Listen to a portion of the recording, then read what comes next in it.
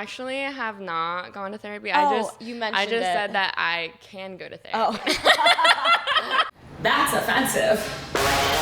So you're stuck in like a unit with people who you can't speak English to. I literally go from like paying someone's rent, buying someone a new phone, to like, y'all want an ant farm? Like, that's my brand. Fox News saw that I was in New York and I posted on Instagram. They literally emailed me for all the rights to it. I went viral. It was on every news station out there.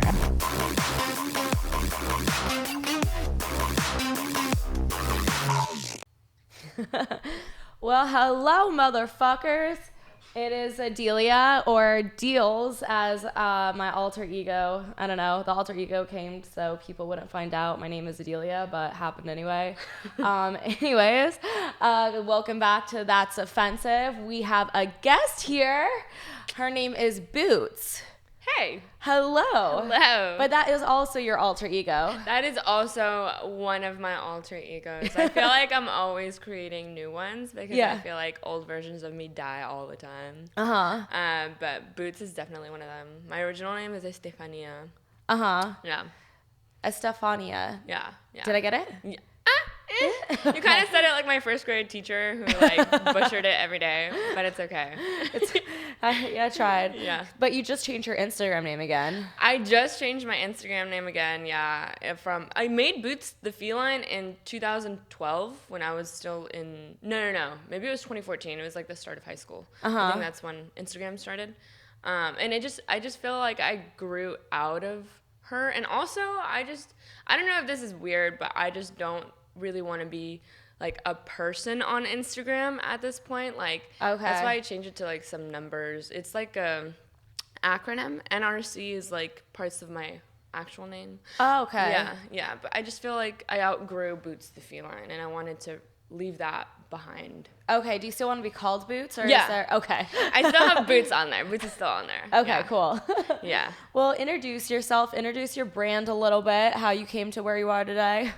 Okay, so I first got on Instagram because I wanted to act, and my mom was like, well, you could either get into acting one of a few ways. That's singing or being pretty and modeling. And I was like, okay, well, let me try and model. So I like started trying to model when I was still in high school. So I knew that Instagram was a way to get into agencies. And eventually I signed with my first modeling agency, but I was always like I'm like 5'4", I'm pretty short, and I'm like thick, I'm Latina, and so like they didn't favor me, so that never really worked out. Like I was struggling so much, and I spent all of my days in LA in the car on my way to auditions that I like wouldn't even book that much. Like it's like you're driving hours to go see these people, and sometimes like the auditions would be so stupid. Like one of my auditions, I drove an hour through Burbank, and I get to the audition room, and there's like all these models, right? And finally, like 40 minutes later, after waiting, it's my turn to go to the audition, and I go inside the room, and they're like, okay, so this is what you're gonna do. You're gonna start at this corner of the room, and you're gonna pretend like you're going down a slip and slide, and you're gonna make eye contact with the camera. And I think that day was the day that I realized I did not want to do that anymore. I had to literally go like, wee. How old were you at this point? I think I must have been like 20. Oh, wait. So you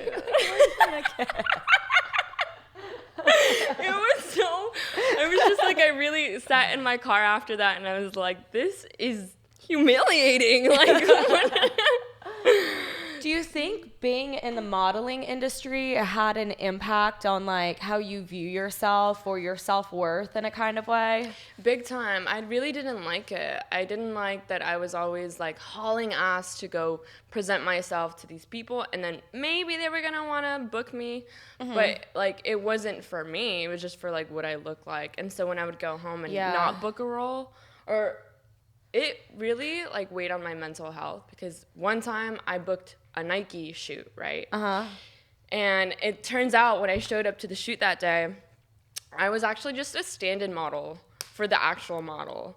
So I must have been just like the mid version of the actual model that day. And that day I was really just like, wow, like depressed as fuck. Yeah, like because in the modeling industry, I don't think they care about how hard you work. They don't care about your work ethic. They just want you to show up. Am I on point here? Yeah, you're essentially a prop.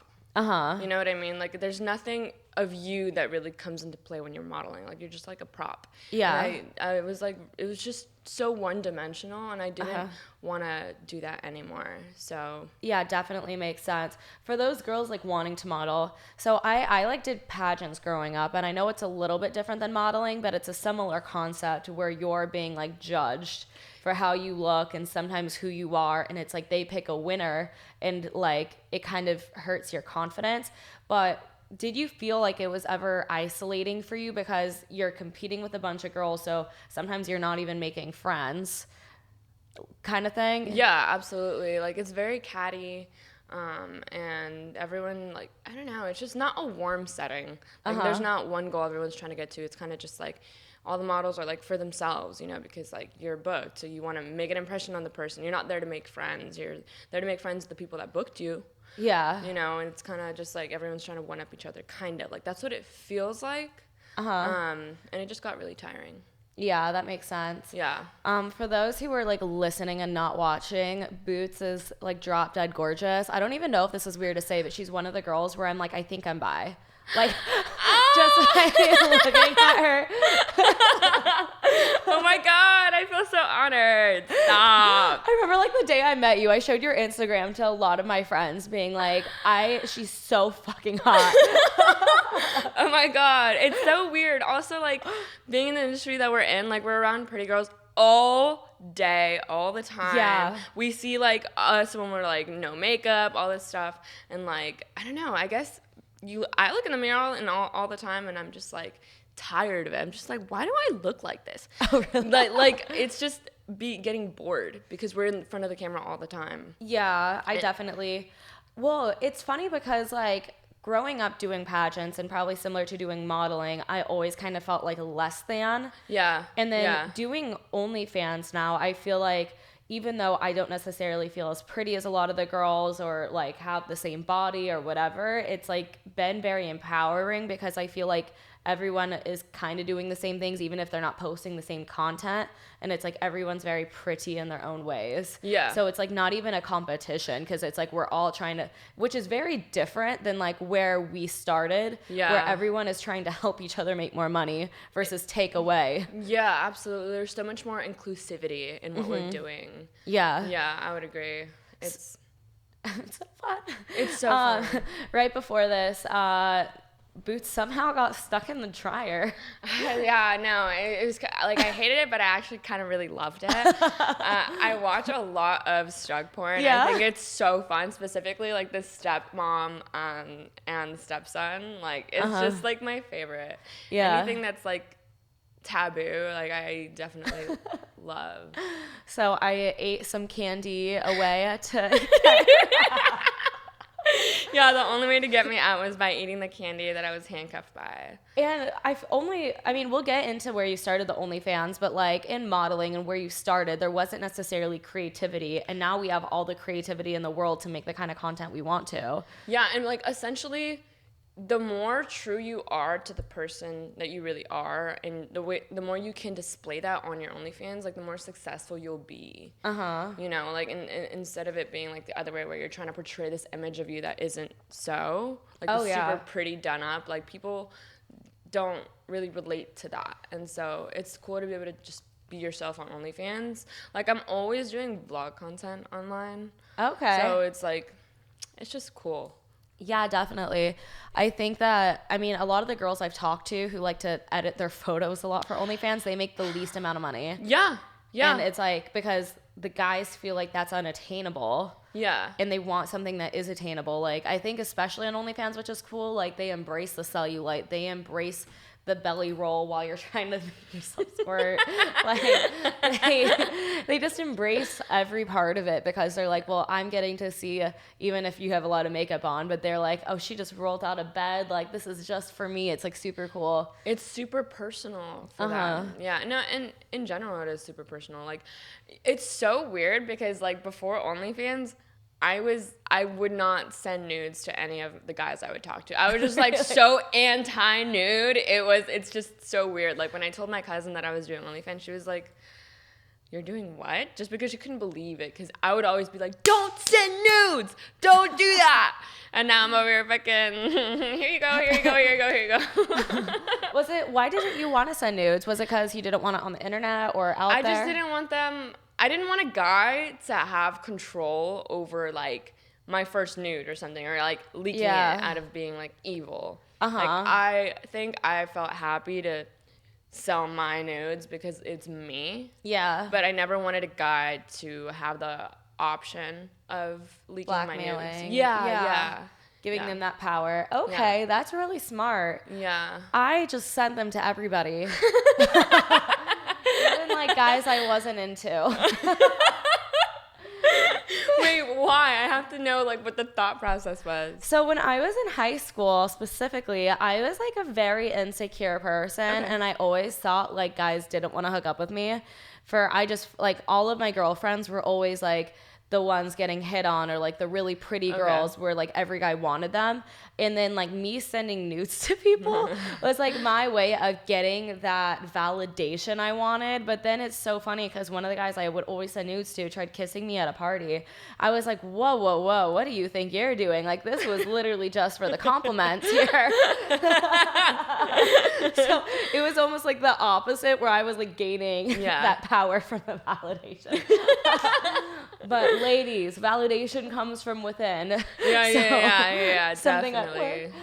So after modeling, what did you start doing? So after I like had all those run-ins with poor experiences in the modeling world, I had a few good ones, but even the good ones that I booked, like one time I booked like Anastasia Beverly Hills, even that was just not enough. Like nothing was ever enough when I was doing modeling. Like I would do that, and then I would never like feel good about it. Yeah. You know? And it was just like, man, this must just really not be for me.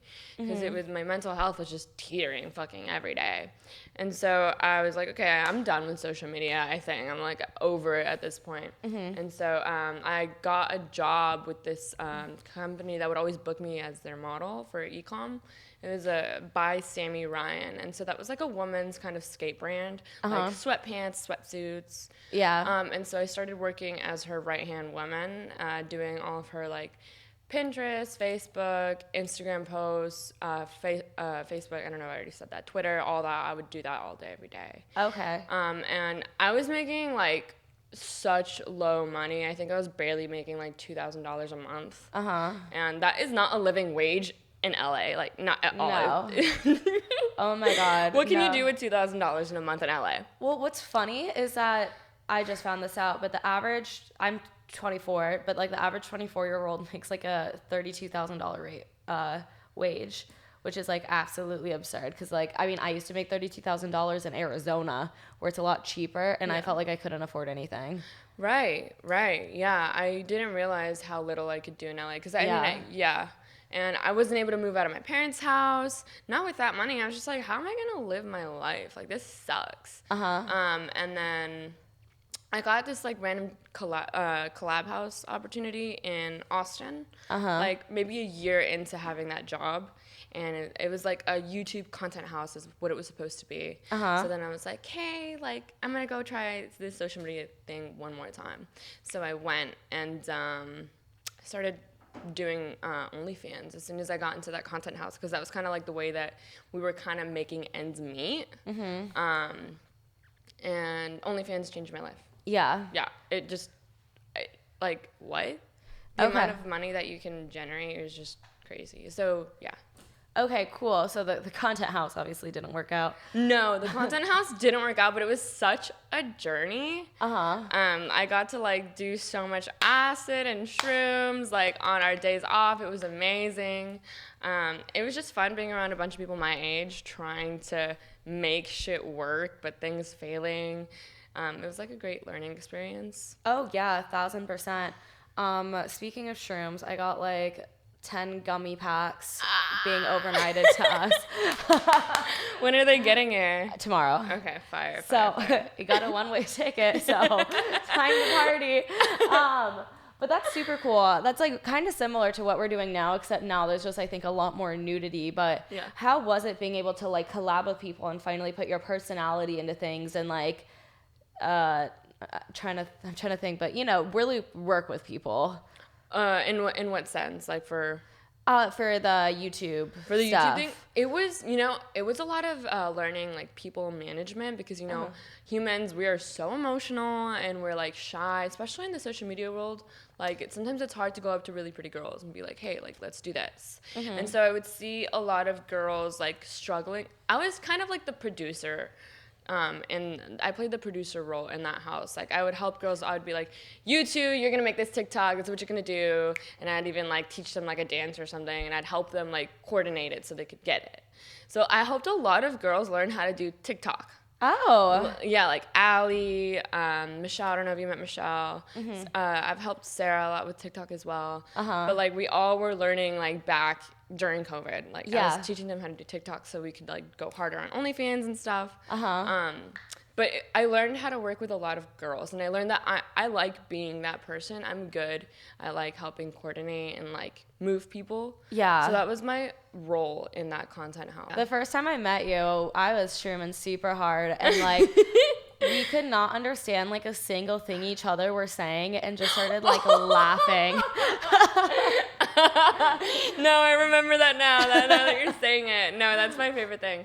People already never know what I'm saying. And then I also am kind of like deaf. So I have a hard time hearing too. So when you were like, yeah, I don't know what you said, I was just like...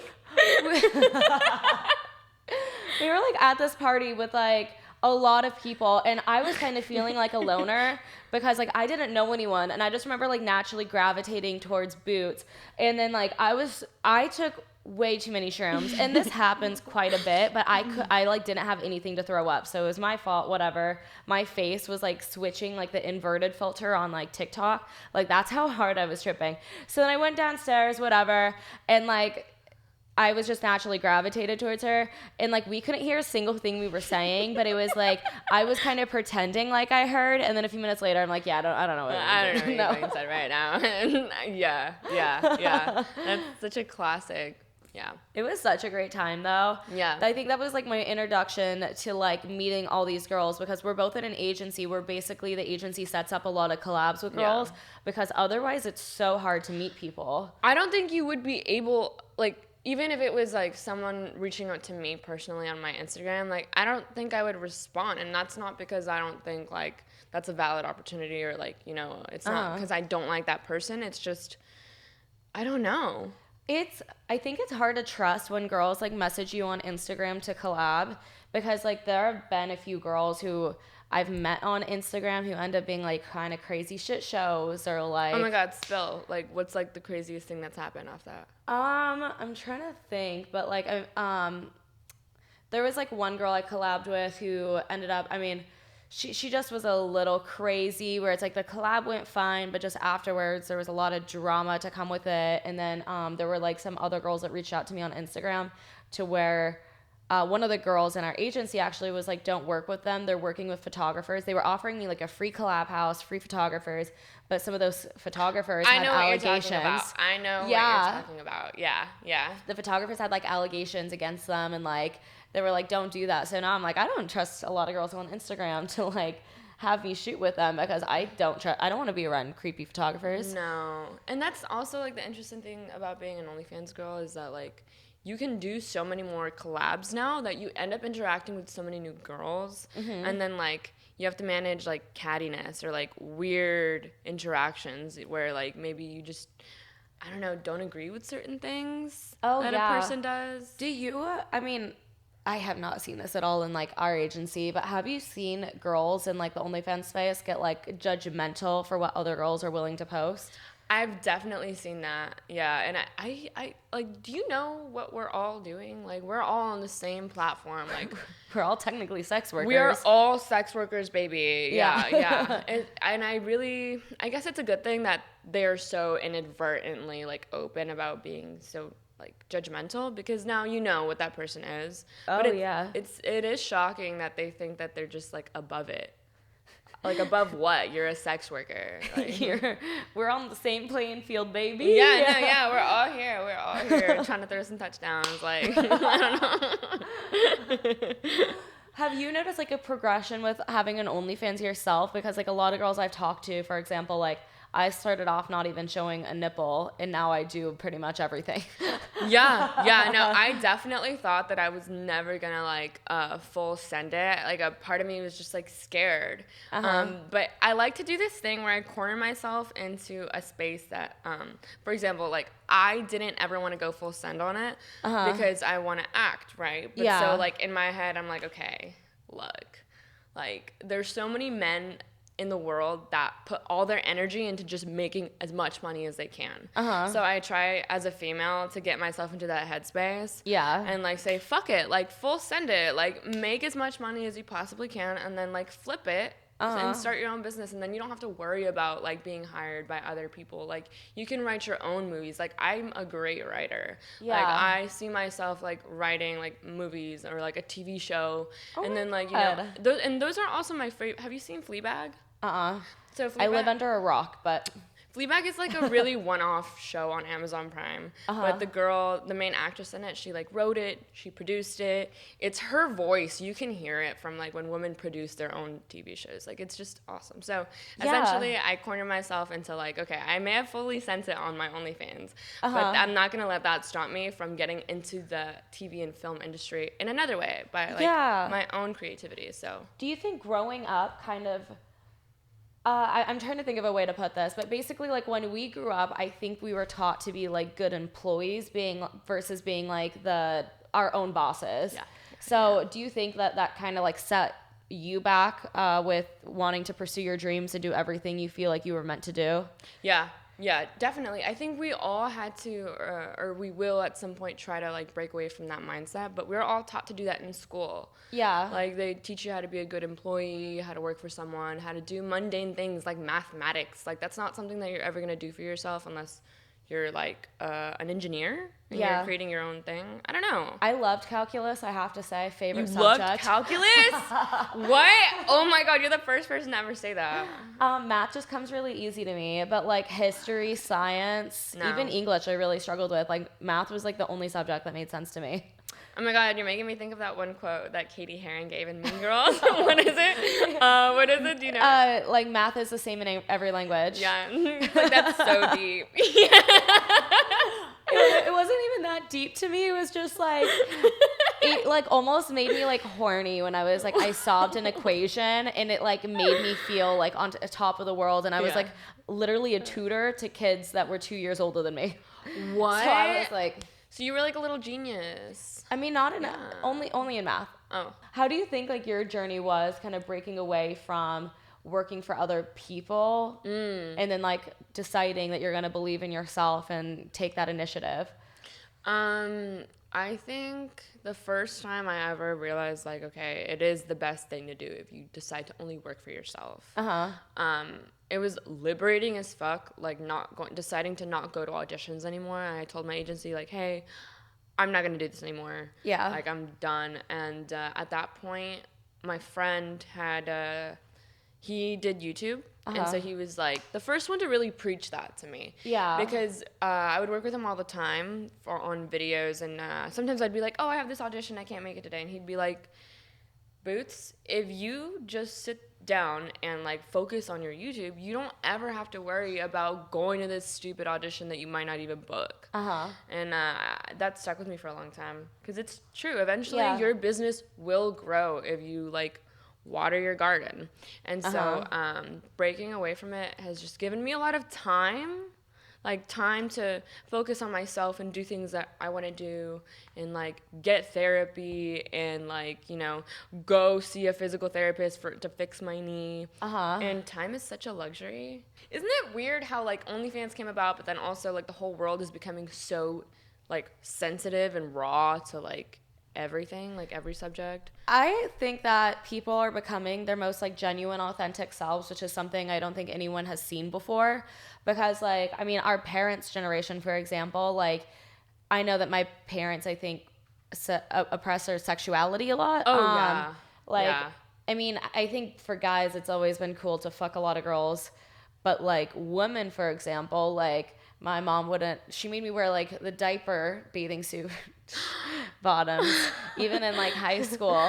No. Yeah, wouldn't let me wear, like, the short shorts and, like, really tried to, but it's because of, like, the way she grew up and, like, her parents. And I think we're finally breaking our generational curse that wasn't, I don't think it has been broken for a while. No, especially for me as well. Like my mom and their generation. I'm first gen Latina, so like I'm the first in my family to be born here in the U.S. And so my aunts and my mom coming from Mexico, they just come from so much trauma. Yeah. Like so much sexual abuse, like even like within the family, like it's like such a common thing. So like when she was raising me, I was never allowed to sleep over at anyone's house. I wasn't allowed to stay too long at anyone's house. I wasn't allowed to go to any of my friends' houses. Like I was just, incubated damn near.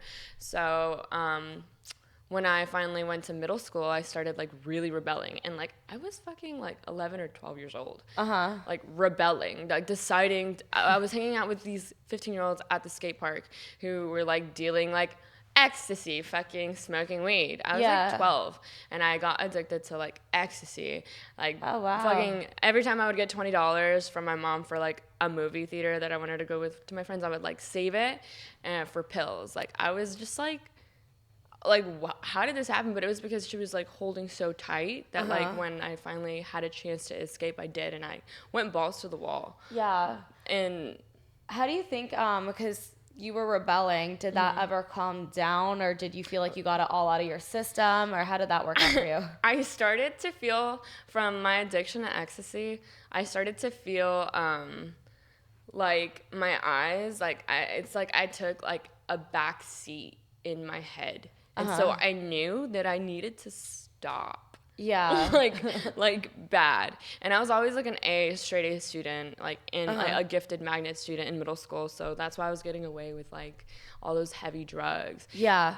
And like, I don't really understand why we go through that phase of rebelling so hard and like wanting to like self-harm. Like I was self-harming. Yeah. I was even like looking for anything to get high off of. Like me and my friends would go to like the local like plumber store and like why? And I don't know why we get that way, but I was like angry for being so oppressed by like my mom, the way she raised me. But it came from her trauma as well, from like being abused and wanting me to like be safe. Yeah.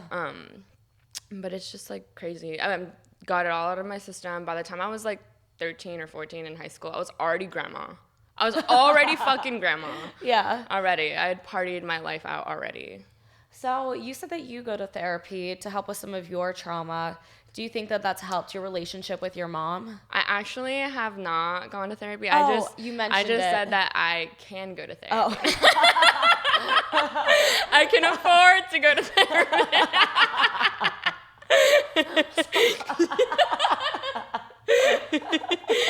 Sorry. So how do you deal with the trauma of like not being able to express yourself growing up and then going through that phase and kind of helping? Because I know that you have a good relationship with your mom now. So how have things mended? I had a conversation with my mom at one point because she caught me sneaking out of the house. And I was just like, look, we kind of formed a bond, like a trauma bond, I guess, where I was like, look, you can either know where I'm at, who I'm with, what we're doing at all times of the day, let her know where I am, or you cannot know anything, because she was essentially threatening to tell my dad about what I was doing. And that, I don't know what that would have done to me. I don't know if he would have kicked me out of the house. I don't know what would have happened. So she decided to like, okay, like I will keep this a secret as long as I know you're safe. Yeah. And so from that day forth, me and her were just like really, really close. And I like opened up to her. I felt like I had a safe space within my mom to always tell her what I was doing, how I felt. And so that started to, I don't know, that safe space. That's how that happened. And that was in high school? That was in high school. No, that was like the end of middle school. I was like 14. 15. Okay. Yeah. And then also she put me in AA groups, Al-Anon. Okay. And she would go as well, which is alcohol. No, Al-Anon is like for people that are affected by alcoholics. Okay. But she just said that was like a really great form of therapy for all of us to go to, so she made us all go. Okay, so that's kind of how you help deal with a lot of things. Do you think like support groups like that were beneficial to where you're at now? Yeah, even though I didn't really do a good job of listening, but I watched my mom transform into a new person from going to those groups, because she was never that understanding parent. That's why I think I was like self-harming, addicted to drugs, I was angry. And so my mom like turned into a whole new person who was like a listener, like she wanted to understand. Yeah. And so So for people out there, because I think a lot of parents don't necessarily want to improve themselves, to improve their relationships. So what advice would you personally have as like someone who's been through it with, you know, a mother who did cause you trauma to a mother who like improved herself to help her relationship with you and others? what would I say to those parents that don't want to change? Or how would you help? Because I would assume old people don't want to listen to me talk about vaginas and OnlyFans. But like for the kids out there who, you know, have kind of been through it and don't have parents that like want to change. I would say that even though our parents are like old and you would think that like they would know better, like old parents are still like just we have children, like our inner child like never dies, and that generation that came before us, unfortunately, like they didn't have so many resources or people talking about mental health the way that we have chosen to talk about it in our generation.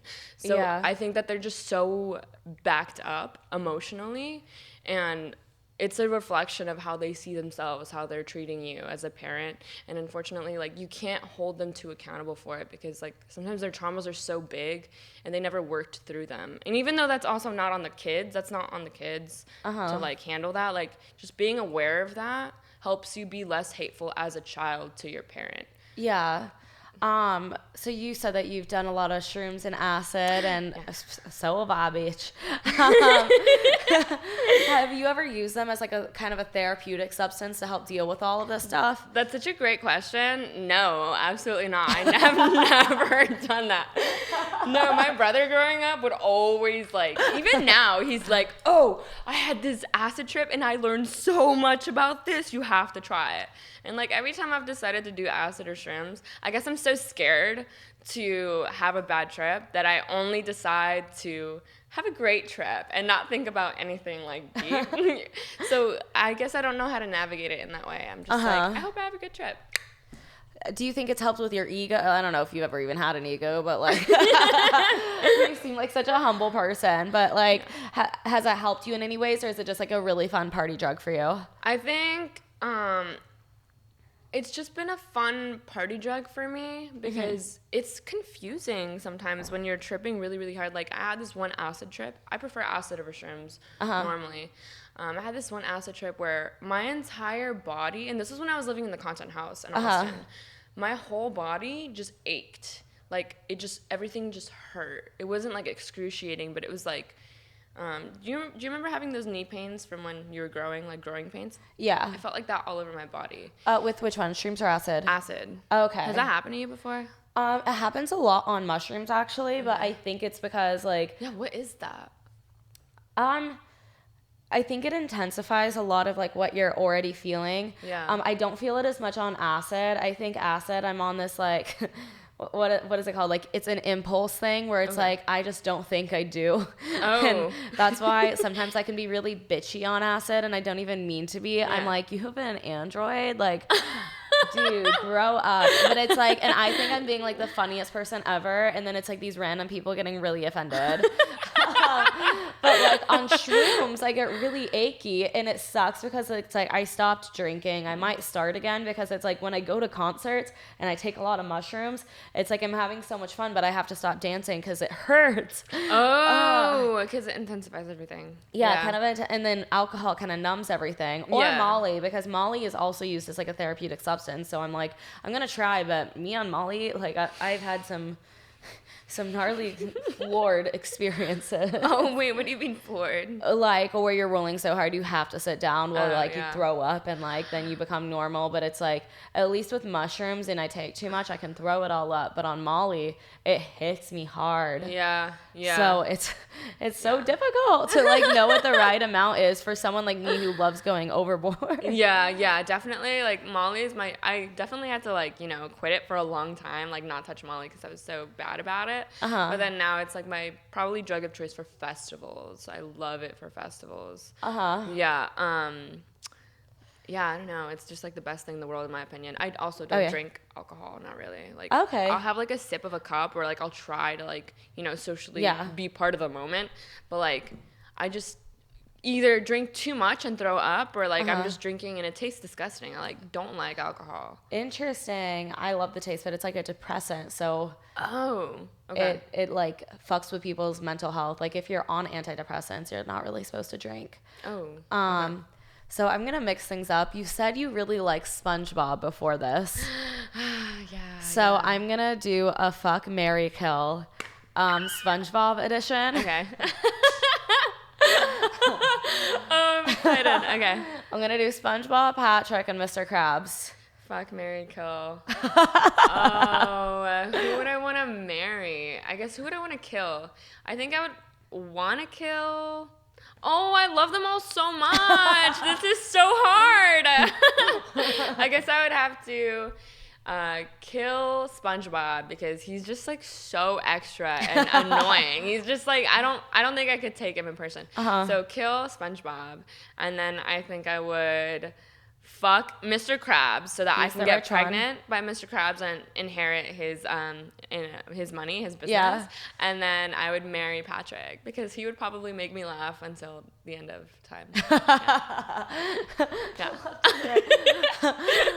It's funny because there's all these like conspiracy theories where Mr. Krabs is like a cannibal and the secret ingredient for the Krabby Patty is crab, and that's why Plankton is like so evil and against Mr. Krabs because Mr. Krabs.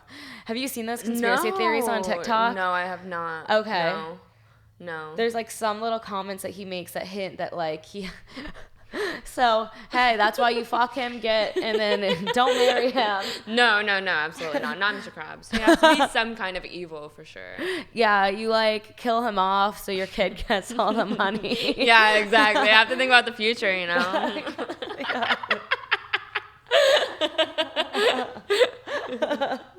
So, do you ever plan on like having kids or like what is your plan for the future?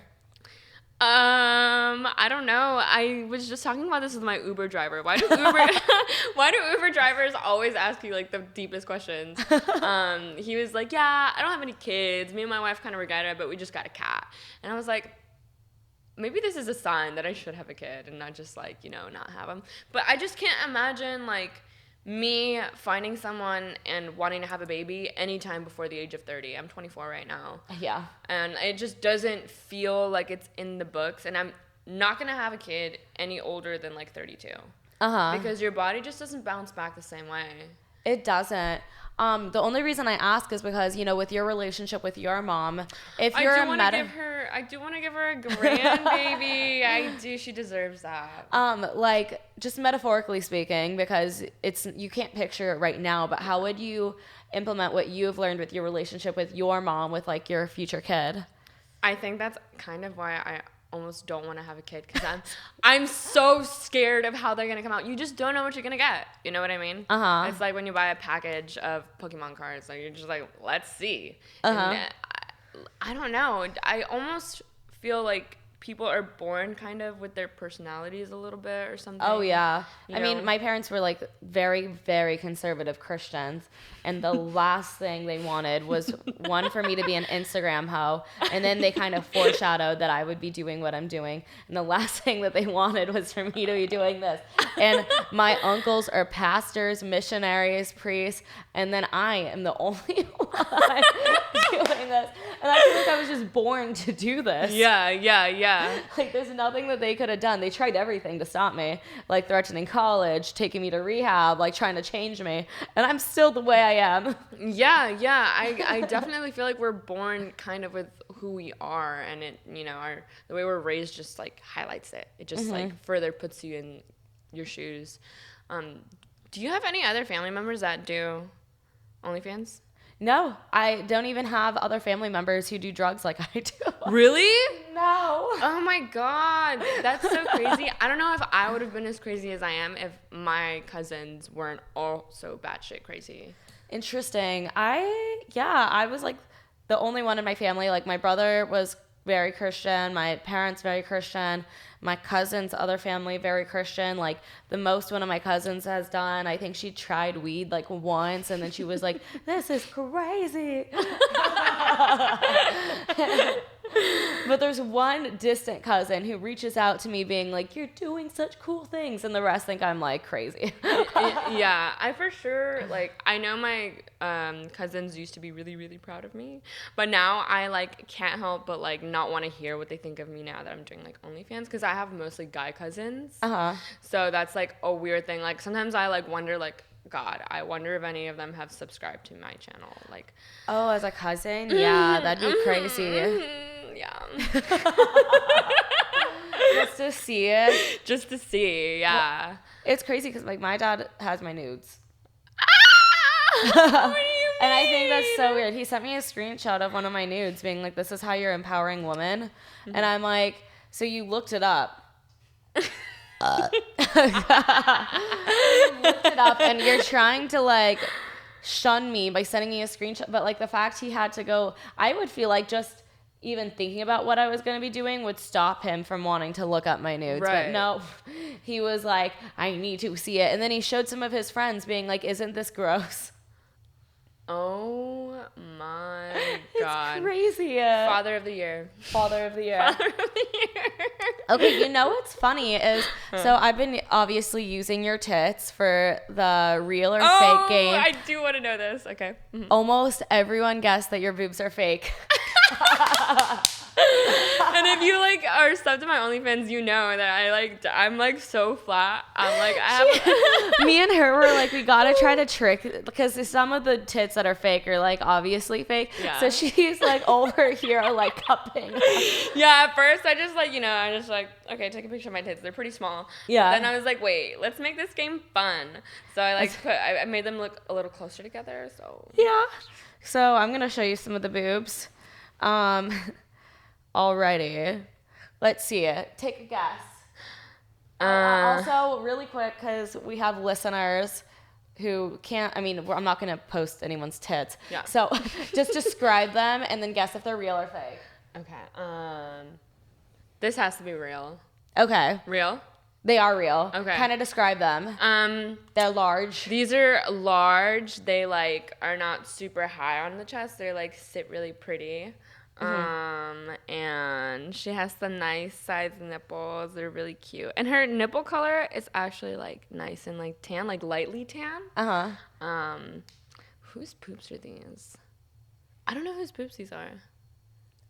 Dares. They're Dares? Yeah. Oh. She has nice fucking tits for being real. Like, yeah. There are a lot of like nice real tits, but fake tits just always look good. They just always look the best. Yeah. They really do. I know. The shape is just so perfectly round. Yeah. But then a lot of guys I know are like, I like the natural look. And I'm like, excuse me, I'm right here. I am right here. Okay. Real or fake? Real. Those are Keith. Yeah. Keith. Yeah, those are Keith's boobs. Yep. They are. You guessed well. You guys are roomies here. So yeah, we're roomies. So, yeah. All right. Real or fake? Those have to be real. That's Dex. Dexter's like a highlight in this show right now. He's like, have everyone been guessing right? Like, does anyone think my boobs are fake? I love Dexter in here. Yeah, no, I love Dexter so much. That kind of photographer friend is just like, I have one photographer friend like that who's just so funny like that. They're just like so outlandishly themselves. Yeah. And like say everything that comes right to their mind.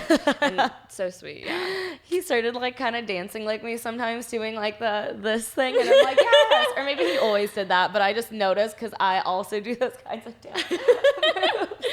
And I'm like, finally, someone who doesn't know how to dance like sexy either. Because like I'm trying to have like Jamie teach me how to twerk, but when I saw her twerk and she was like rolling, and she's like, "You think I can do the sober?" And I'm like, "Well, if you did it once."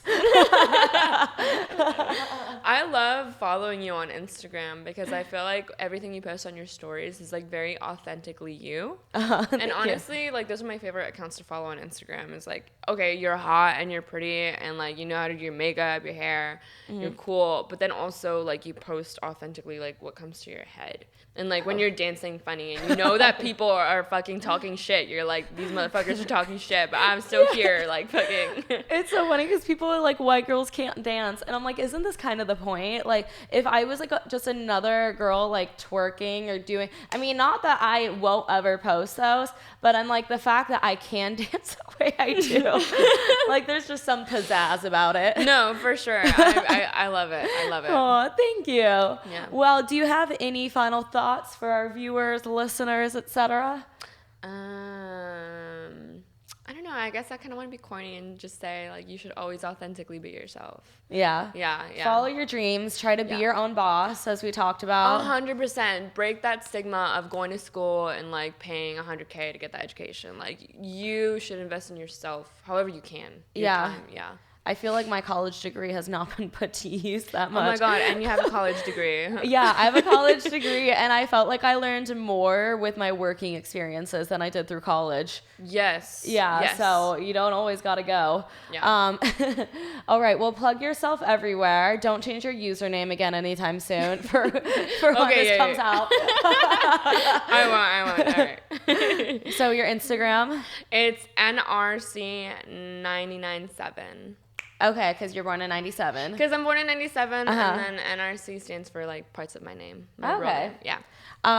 TikTok and OnlyFans. My TikTok is IAM Bootsy. And then my OnlyFans is still Boots the Feline.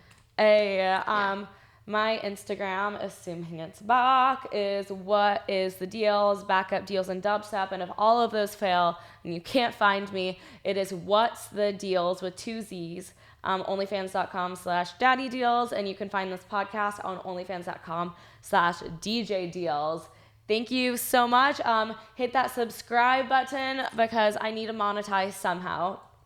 Thank you. Sheesh. That's my cat's name.